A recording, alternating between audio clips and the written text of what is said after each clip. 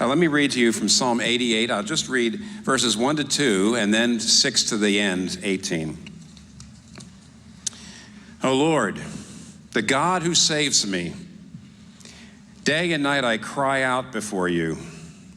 May my prayer come before you. Turn your ear to my cry. You have put me in the lowest pit, in the darkest depths. Your wrath lies heavily upon me. You have overwhelmed me with all your waves.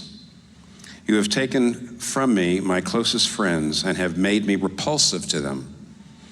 I am confined and cannot escape. My eyes are dim with grief. I call to you, O Lord, every day. I spread out my hands to you. Do you show your wonders to the dead? To those who are dead, rise up and praise you. Is your love declared in the grave, your faithfulness in destruction? Are your wonders known in the place of darkness, or your righteous deeds in the land of oblivion? But I cry to you for help, O Lord. In the morning my prayer comes before you. Why, O Lord, do you reject me and hide your face from me? From my youth I have been afflicted and close to death. I have suffered your terrors and am in despair. Your wrath has swept over me. Your terrors have destroyed me. All day long they surround me like a flood. They have completely engulfed me. You have taken my companions and my loved ones from me. The darkness is my closest friend. Now, the Bible, especially the book of Psalms, is filled with prayers by suffering people, people who are going through darkness. But virtually all of them end on a note of hope.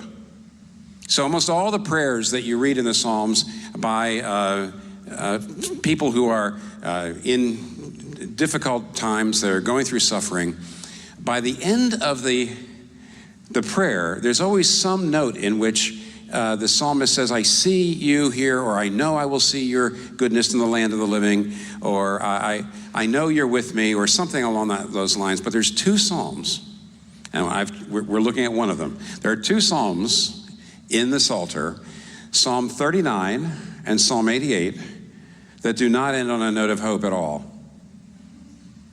In fact, you'll notice the word darkness shows up 3 times in this psalm, including at the end. It's clearly the theme. And actually, even though in the English translation, the last line is darkness is my closest friend, in Hebrew, the last word of the psalm is darkness. In other words, the very, very end, a more literal translation would be, and my only friend, my closest friend now, is darkness. And that's the end of the prayer. Now, what kind of prayer ends like that? What kind of prayer ends not in hope but in darkness? What is this prayer doing in the Bible? It's here, I think, to teach us a number of things. 4 things. This psalm is going to teach us that darkness can be something that lasts a long time for a believing Christian. A believing Christian can be in darkness for a good while. That's the first thing. Secondly, however, it will teach us there's no better place to learn about the grace of God than in dark times. And also there's no better place, thirdly, to become a person of greatness than in dark times. And lastly, darkness can be relativized. Let's look at these 4 things. First of all,